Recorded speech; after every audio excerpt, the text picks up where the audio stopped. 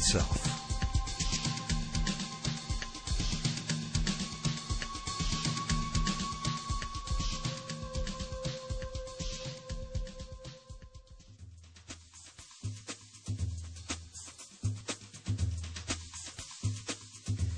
The borrower wants to purchase an item, but doesn't have the funds to do so at the present time. However, the borrower does have confidence in having sufficient funds over time to pay both the original price of the item and the interest on a loan. So he goes to a bank to arrange a loan.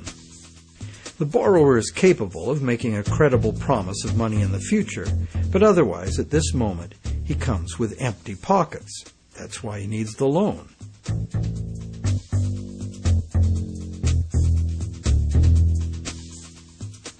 We're probably all familiar with what happens next. The bank gets the borrower to sign an agreement in which the borrower promises to pay the bank the amount of the loan plus interest, or, in default, surrender to the bank the object that is to be purchased with the loan. This is done countless times every day all over the world. But there's a problem. How can the borrower pledge as collateral something that the borrower does not yet own? If I wanted to borrow $10,000 from you to go on a luxury cruise to Europe, would you accept my neighbor's car as collateral? Of course not, because you know very well that I have no legal right to give you my neighbor's car, no matter how much I owe you. But if instead I promise to buy my neighbor's car with the $10,000 you lend me, the situation is different. You might agree to lend me the $10,000, believing I will buy the car, and will pledge it as collateral for the loan once I obtain legal title to it. However, until the transaction is completed, your $10,000 loan cannot be secured by title to the car. This sequence of events problem could be very simply avoided. You could buy the car and then sell it to me. The bank could do it this way too. If the borrower commits to the bank to buy the item, why doesn't the bank just buy it with its own money and then sell it to the borrower on time payments at interest? Well, the answer to that question is also very simple. It's because the bank, like the borrower, has come to the transaction with empty pockets. The bank fulfills its part of the so-called loan transaction by creating an account for the borrower. The truth is, the so-called borrower has funded his own account by fraudulently pledging a car he does not yet own as collateral. And the bank, the so-called lender, hasn't put up any existing money at all. And, if all goes well, it never will.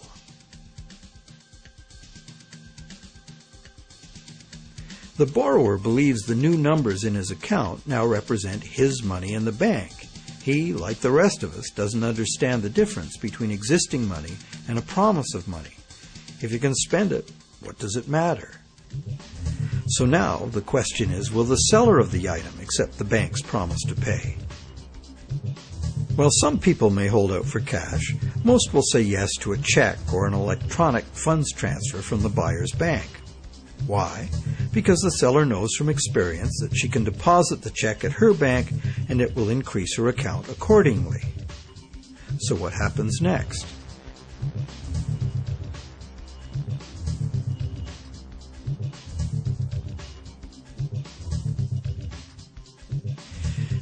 Well, obviously the buyer's bank now owes the seller's bank the amount of the loan.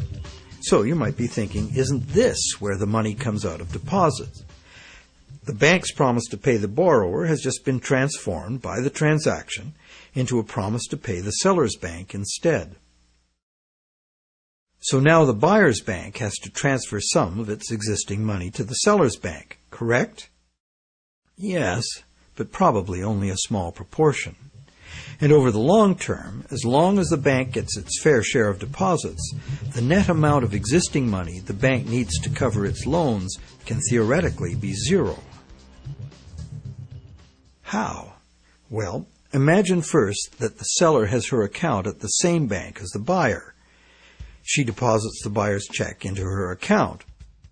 All the bank has to do to complete the transaction is reduce the buyer's account by the same amount it increases the seller's account.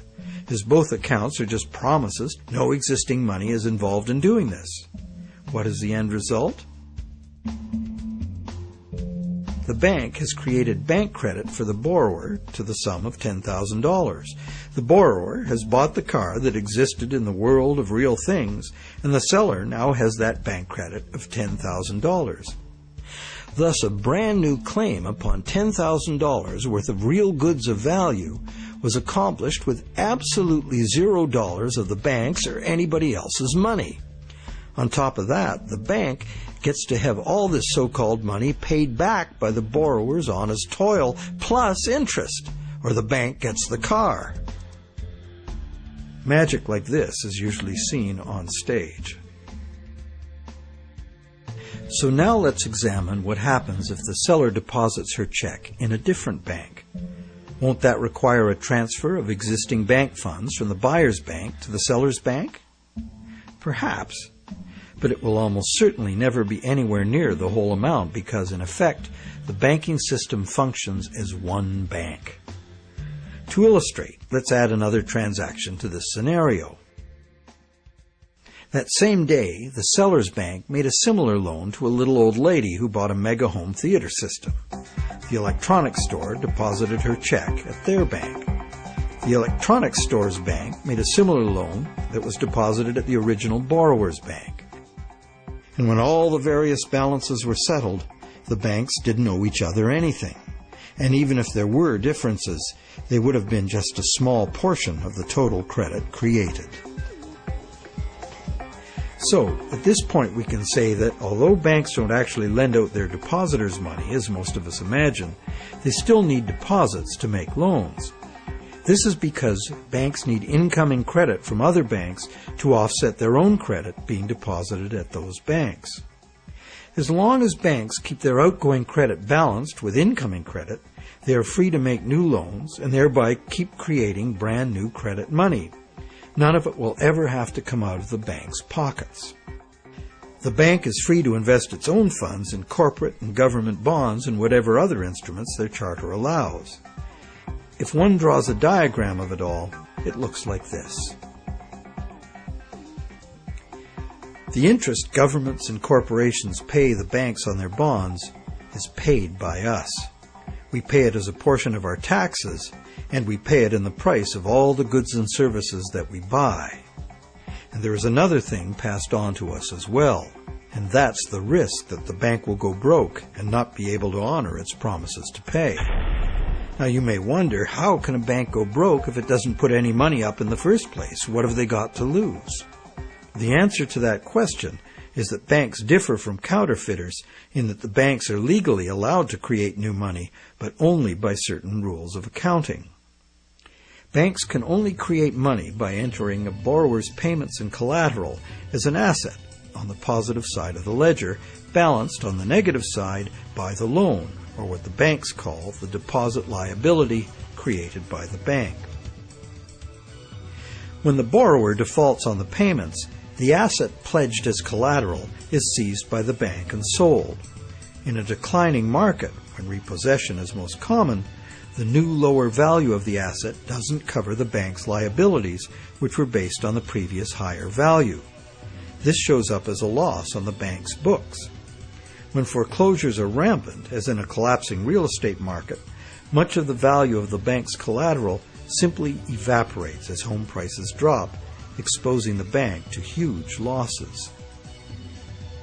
In truth, it's all just numbers, created out of thin air. But banks must adhere to the dictates of these numbers, and the consequences of bank arithmetic gone wrong can include economic standstill, social disintegration, total financial chaos, lawlessness, starvation, and war.